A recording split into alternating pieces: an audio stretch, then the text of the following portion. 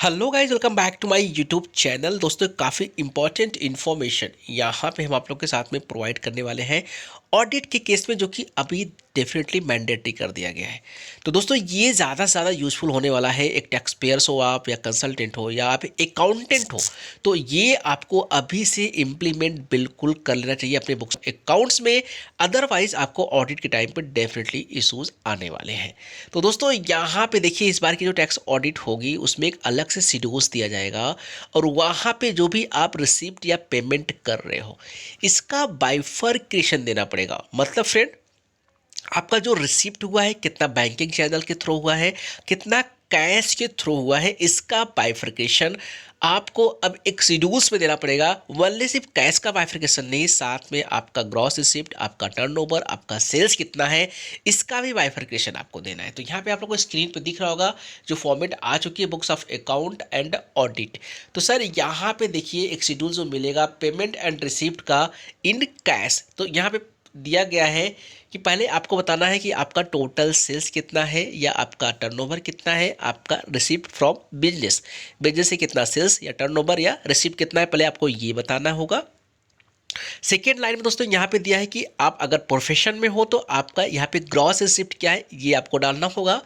Third line में दोस्तों यहाँ पे बोला जा रहा है aggregate of turnover, sales, receipt, या आपका जो टर्नओवर है, सेल्स है, रिसिप्ट है, सबका एग्रीगेट आपको बताना होगा। मतलब समझिए, यहाँ पे कहने की बात है, आप हो सकता है बिजनेस भी कर रहे हैं, प्रोफेशन भी कर रहे हैं, तो दोनों से इनकम हो रहा है, तो आपको सारे टोटल एग्रीगेट कितना आपका रिसिप्ट है, टर्नओवर है, सेल्स है, इसका फिगर यहाँ पे आपको तीसरे कॉलम में देना होगा। अब फोर्थ कॉलम में क्या मांगा गया सर?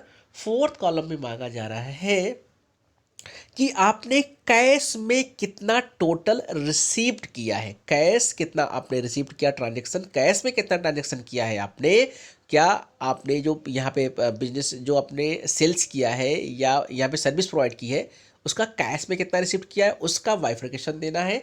और फिफ्थ लाइन में दोस्तों यहाँ पे बोला जा रहा है कि आपका टोटल यहाँ पे cash as well as bank total gross receipt कितनी हुई है आपकी, आपने कितना रिसीव्ड किया है पेमेंट, वो आपको यहाँ पे बताना है। तो जैसे ही आप यहाँ पे टोटल पेमेंट रिसिप्ट डाल दोगे, तो इसका मतलब ये समझ में आएगा कि आपने कैश रिसिप्ट बता दिया कि ये मेरा कैश रिसिप्ट है, टोटल ग्रॉस रिसिप्ट ये है, तो बाकी जो बचा खोचा डिफरेंशियल अमाउंट होगा, ये मान लिया जाएगा कि बैंकिंग चैनल के थ्रू आपने इसका पेमेंट लिया है।